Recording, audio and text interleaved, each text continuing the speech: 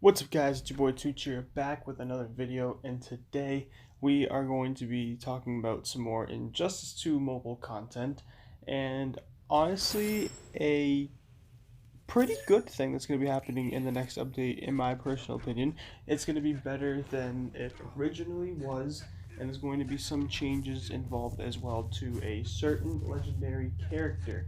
Now, as many of you probably going to know now, just going off of that, if you haven't already seen it on Twitter, Arkham Knight Batman, the legendary character, the only legendary character in the game as of right now, is getting a buff. So, legendary Arkham Knight Batman is originally tech. He's going to be switching from tech to agility.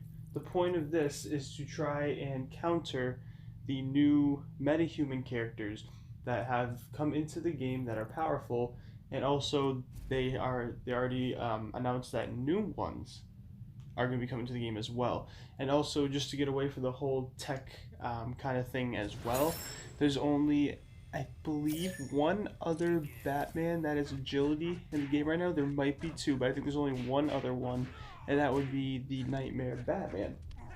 Now, before I get or dive deeper into this, I want to know from you guys. Put down in the comment section below, do you think this is a good idea, or do you think it's a bad idea? Did you like how he was before, or do you like how he's going to be after the buff? Because reading through their picture that they posted on their Twitter, it looks like this is obviously for the good because he is getting a massive buff. This isn't just like a normal regular buff. This is a massive buff, and it makes perfect sense with this character specifically because he is the only legendary character in the game. So a legendary character should be popping out. It should be something just amazing. He should be kind of overpowered, you know what I mean? Not like majorly overpowered, but I do believe that if you're going to have legendary characters in the game, they have to be overpowered, at least over most of the gold characters, and certainly over the silver characters. Because I know some people that would pick Silver Batman to be their support character, like the third character, rather than the Arkham Knight Batman. And you know that you have a problem if you have a silver character that you unlock like when you first start the game, when you're picking him over a legendary character you can only obtain through chests. So, let me know again what you guys think about this, and also this could leave room for new characters, possibly new legendary characters, to be getting this buff as well when they first come out. So yeah, we're gonna get into this now. Passive 1. Actually, hold on, let me start this with before. Before, Arkham Knight Batman only had one passive ability, and it was the team's hazard and hazard DOT damage. He increases team hazard and hazard DOT damage, so he would have been he was a great fit with the Aquaman character, the first gold Aquaman character that we got, because of his special 2 ability and the power to do damage over time.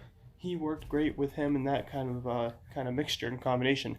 But now he has 3 passive abilities now, and the first one is 100% it's called Wayne Tech. 100% team's hazard and hazard damage over time damage, plus 60% defense for tech and agility teammates. So he's not just hitting tech teammates, or he's just not hitting agility teammates because he's switching over now. He's buffing both tech and agility teammates. So you're definitely going to want to put him with another agility and another tech character, which kind of goes away from using Aquaman, now that I think about it, because he's a might hero. I mean, you don't have to shy away from him, but it's just he's not gonna be affected by all of these new buffs. And 125% health for tech and agility teammates. So they're trying to focus heavily on pairing this new Arkham Knight Batman with agility and tech heroes respectively. That is the point of his first passive. His second passive now, Fear Multi Takedown. His passive 2, 3 power bars gained, 30% health regenerated. So, there isn't really much to this. I'm trying to see if there's anything to do with his special abilities, but it doesn't look like it. All it really says is 3 power bars gained and 30% health regenerated. So, I think we're going to have to play with him to figure out kind of more towards what, like, do you have to activate that somehow? Is it when he comes into, like, when you switch into him, or when he switches out? Is it when you use a special? Is it when an opponent uses a special on you? Like, how do we activate that? That's something I'm trying to still figure out. Passive 3 now is the free flow counter.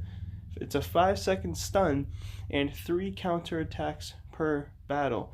So I'm going to assume that this passive ability, it's going to have to run through, I would assume, a special.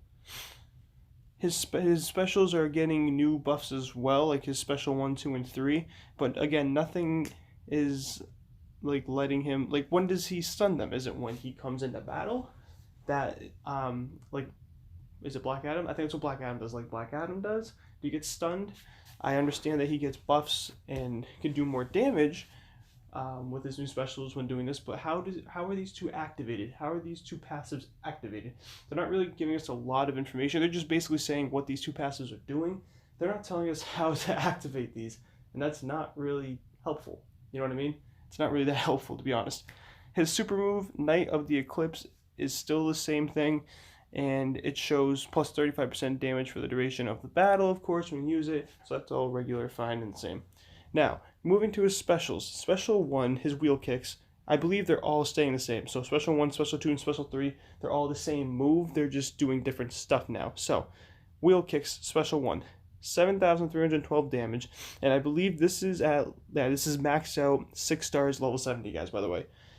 Automatically perform critical hits against stunned opponents. So, right off the bat, you're going to want to make sure that this character has is a really high critical attack chance and a decent to high critical attack damage, because when he stuns, we still need to figure that out. When he stuns a character, he's going to be doing a lot of damage to this character, like to your opponent. His special 2, the stun bomb, also level 70, 5.5 second stun, 1,097 hazard damage, 9,871 regular damage, and a 50% chance to affect raid bosses. So, he is going to be able to be used in raids. He is a raid, not specific character like Justice League Aquaman, but he is, not Justice League Aquaman, I'm sorry, the other Aquaman, King Atlantis Aquaman. He can be used in raids, which is what a legendary character, in my opinion, should be able to do, you know, quotation marks. So, I'm excited for this. So now we have 2 characters that can be used in raids specifically. So I'm kind of hyped about that. This is where the stun comes into play, obviously. You know, his, not every Batman, I'm sorry. 3 or 4 Batmans to their special 2. As you guys know from Predator Batman, it will stun opponents. It's been a great technique that people use since the game was initially released, and why Predator Batman is one of the strongest characters in the game, specifically because of the special 2. But this is how you stun the characters, but I still think that there should be something else. Like when he comes in after one switch out, he should be able to stun as well. Like how Predator Batman, when he switches in, he does a certain amount of damage to all opponents. I think that would be a cool little thing to add on to this Arkham Knight Batman, just to make it more of a legendary character feel, you know, just to kind of bump him up more. Because he's very rare, guys. He is very, very rare. Forgot to mention that. I'm sure a lot of you don't even have him yet. You can only get him out of chest still as well. So, like I was saying, 50% chance to affect raid bosses on this, even if they can't be stunned, which is going to be pretty helpful in raids. And his special 3, it affects his special 1 as well. So he's going to automatically be performing critical hits while they are stunned as well. And also for special 3, the Winged Avenger, it's going to do 21,935 damage, again, level 70. And it automatically performs critical hits against stunned opponents as well. So you're going to be doing a massive amount of damage. If you can stun the character, leave him stunned long enough to be able to use special 1 and special 3. Specifically special 3, his special 1 costs 3, I forget what they're called now, I'm so used to playing Dragon Ball Legends now, I don't even know what these are called. They're energy bar. It uses 3 energy bars. His special 2 uses 3 energy bars as well, and his special 3 uses 6 energy bars. So if you pair him up hypothetically with a Dr. Fate or a Power Girl if you want to, that's going to get bumped down to 1, 1, and 5 because it knocks down by 2 slots. So if you have max power, right? So say you go over and use his super move, and then you go through and fill it decently back up. Let's just say max. You fill the energy bar back up to max. You can hit him with a special 2 once. Have 9 energy bars left. Hit him with a special 3, which is going to do a lot of damage plus critical hits, automatically. But on top of that, it will be, let's see, when I say 5, so he'll have 4 left. Then you can wait a little bit after that, get it back up, maybe switch in, switch back out real quick, and you can really use this to your advantage, guys, especially in raids. It doesn't say that the critical hits aren't allowed in the raids as well. So if you're fighting a raid boss that can be affected by critical hits, this character is going to be a monster. Just in general, I think this character is going to be a monster now, and I'm excited to see now what they do for other legendary characters that will be coming into the game hopefully soon, like Darkseid. It seems that they've really trying to adapt to this new 3 passives for a character. They've already done it with certain characters like the Multiverse Flash, the Multiverse Green Arrow. They changed 3 passives, as well as newer characters that have come into the game. They automatically come equipped with 3 passives. So I also wonder if they're going to go through and change maybe like the regular gold Aquaman to have 3 passives, maybe like some more strong characters, or maybe the weaker characters, they're going to try and bump them up by putting 3 passives. I think that would be personally a good idea. But besides that, maybe with this legendary character, the only thing that I could see, or the only 2, not really flaws, but things I would have added to this character, and probably would make him pretty OP, but still, don't make it only so his special 2 stuns, maybe something on tag out or tag in. Maybe they're stunned for like 2 or 3 seconds, you know what I mean? Nothing too long, so maybe like 2 seconds. That would really make it so this character is really strong, or just make it a certain like percentage chance. So at absolute max out, he has a 50% chance to actually stun opponents on tagging, you know what I mean? Something like that. Putting that effect in, as well as making it so he has 4 passive abilities. There's no character in the game that has 4 passive abilities or 5 passive abilities. I think 5 would be a stretch, but there's no character that has 4 passive abilities, you know what I mean? The max that we've seen is 3, and multiple characters have that. So maybe just to make him more of a legendary feeling character, you could bump it up so he has 4 passive abilities and just throw something else on there. Maybe what I just said, making it on certain percentage of chance to stun on tagging. But I don't know, personally, I'm excited for this.